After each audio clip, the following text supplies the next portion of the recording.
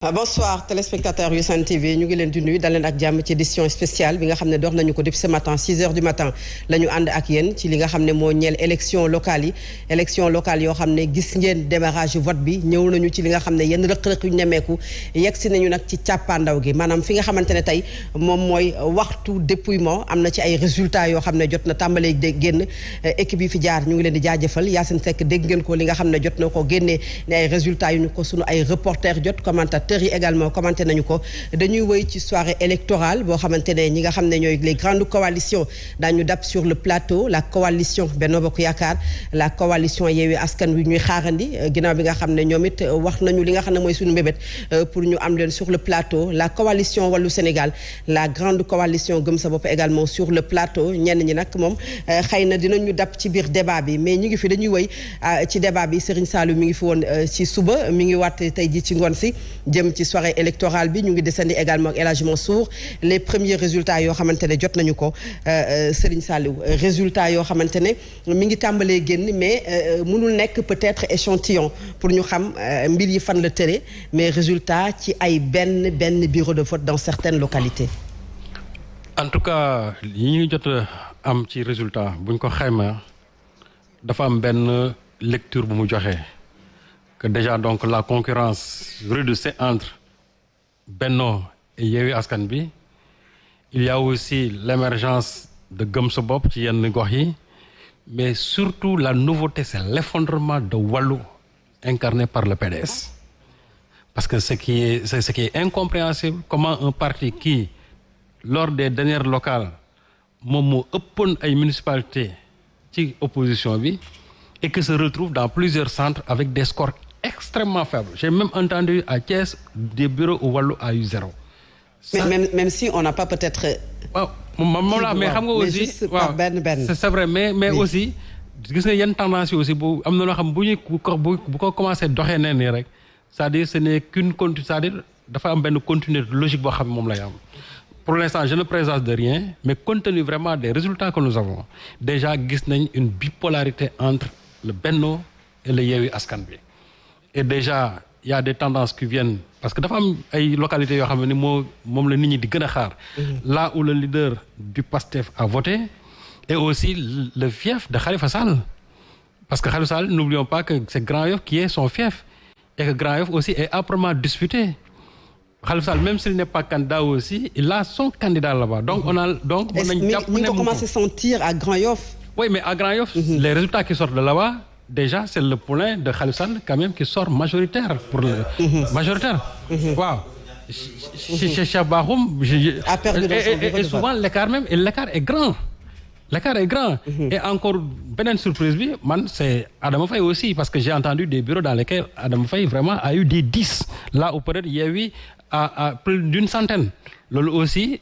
bon je ne sais pas Adama Faye aussi peut-être il s'est trompé en voulant aller seul à ces élections-là donc déjà il y a une lecture qui est en train ça veut d'être faite sur les premiers résultats yi nga xam ne moom mooy génn pour l'instant on n'a pas tout mais tendance yi nga xamante ne moom mooy génn ça risque de consacrer le Yewwi à Dakar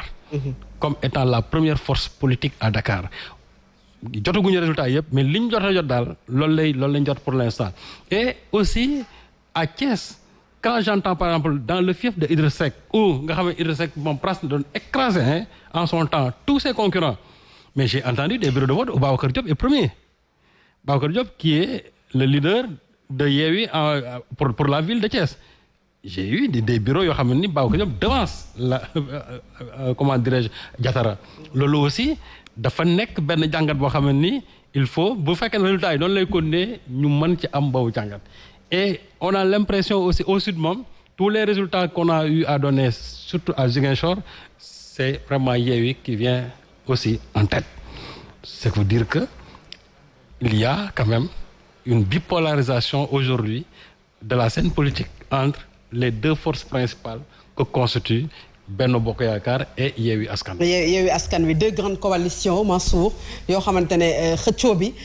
am na sax ñoo xam ne seen xam-xam màcc na ci jàpp nañu ne xëccoo bi Benno Bokk Yaakaar Yewwi Askan Wi la surprise c'est la grande coalition Gëm Sa Bopp qui est partout également yeneen yi aussi du lu ñu war a minimiser parce que ay coalition la yoo xam ne yu mag yu dem ci local yi mais résultat yi am na lu mu tàmbalee wane. tàmbalee wane comme boo demee fu mel ni Diass ak li ko wër mën nga taalaat sa micro Alaaji. boo demee fu mel ni Diass coalition Tawfekh xëy na xamuñu ko sax. Diass ay Tooglu Dagga dëkk yu ko wër yëpp coalition moo ko waabalee. moo fa devancé Benno Bokk Yaakaar moo fa devancé Yewwi Askan Wi Yewwi Askan Wi moo ci topp. donc dañu fa fëgg bu baax waa Benno Bokk Yaakaar donc li muy wane te gis nga sax du Benno Bokk Yaakaar mais boo seetee tendance li muy wane gum fekkee Casamance Ousmane Sonko daf ko gagné ñu ngi ñuy wan Barthélémy Dias mu ngi jubilé ci moom ndam déjà ci fi mu tolloo gum te moment bi dox maa la kenn ku nekk léegi premier bureau yi ngay am li mu lay jox. ñaare bu fekkee da nga yàgg ci élection li mu lay war du bëri moo tax day am luy affiché ci benn confiance donc day wane ni waa Benno Bokk Yaakaar dinañu am mbetteel daañu am surprise bu doy waar ci élection yi en attendant nag xamaguñu fan lay mujj ñu ngi xaar lan mooy bàyyeeku mais peut-être est-ce que Mansour mën nañu waxagum peut-être cette surprise ci coalition Benno Bokk Yaakaar parce que maa ngi dégg sax nga koy wax ne benn bureau de vote wala ñaari bureau de vote ci peut-être 15 bureaux de vote pour 7 centres dans une localité peut-être première tendance yi mën na tax coalition bi confiant mais mënul wax fan la coalition bi toll. benn bureau de vote Fatou Abdou ci benn centre de vote joxe ko mën na jaxasoo mais benn bureau de vote ñaari bureau de vote ci beneen centre ñetti bureau de vote ci beneen centre c'est-à-dire que centre bu nekk bu ñu fa cuqatee benn pilote dajale ko. la muy joxe. sondage la baax na pour sondage benn bureau de vote rek nag ci benn centre la ñu ni doy na tout gàtt na mais boo amee 5 centres de vote wala 6 bu ne nga am fa benn bureau de vote boo ko dajalee dafa lay daal di jox benn sondage boo xam ne mën nga ci sukkandiku gis ni et puis bul fàtte ni yaa ngi am benn ay leader yu coalition bu nu ensemble dañu ko gagné ci bureau Kaolack Casamance Cheikh Bakhoum dañu ko gagné ci bureau fii nii Diouf Sarr maa ngi doon amoon sànq résultat mi dama ko fàtte taxul mu fëgg bu am solo mais quand même ñeneen ñi jàkkaar lool mun nañu commencer di am fëgg seen dënd di am lu ñuy wane ci xel mu dal. même bu fekkente ni bii des na. xam nga maa ngi koy wax sànq nañu moytandiku bukki bi mattoon nguuru Ablaye Wade ci ñaareelu mandat muy local yi Khalifa Sall gagné woon Karim Wade loolu mooy xeeñaat ci élection yi. et c'est très normal parce que élection locale yi. ak contexte bi mu ñëwee ak fi mu fekk askanu Sénégal ak wane gi mu wane ñi nekk ci nguur gi seen man ni mu néewee ci dundinu askan wi et ñooñu ñoo dem ci askan wi di leen dagaan seen ay kàddu li nga amagul ci ay résultats ci diwaanu Saint-Louis gis nga fa Aba Mbaye ni mu devancé Mansour Faye ci yenn pilotes yi nga am waxuma moo gagné mais yenn pilotes yi nga am da nga gis mu devancé ko bu baax a baax nga gis ni nit ñi am nañu dem voté ji pour fal seen leader. mais am nañu dem voté ci pour fulli la fa nekkoon. parce que bu fàtte ne maire yi sanctionné en fait parce que maire yi fi nekkoon dañu am mandat ak plus. dañu am mandat ak buuña. donc ci buuña boobu seen nekk gu mujj googu Fatou Abdou da nga koy constaté kenn di ko constaté dañu remarqué lu bëri ci ñooñu. arrogance gestion bu bon. duñ defal kenn benn compte rendu mënoo fexe ba benn maire jox la bilan. ci ni mu ci budget bi nga xam doxal na ko ci at mi la weesu duñ la jox bilan mais yooyu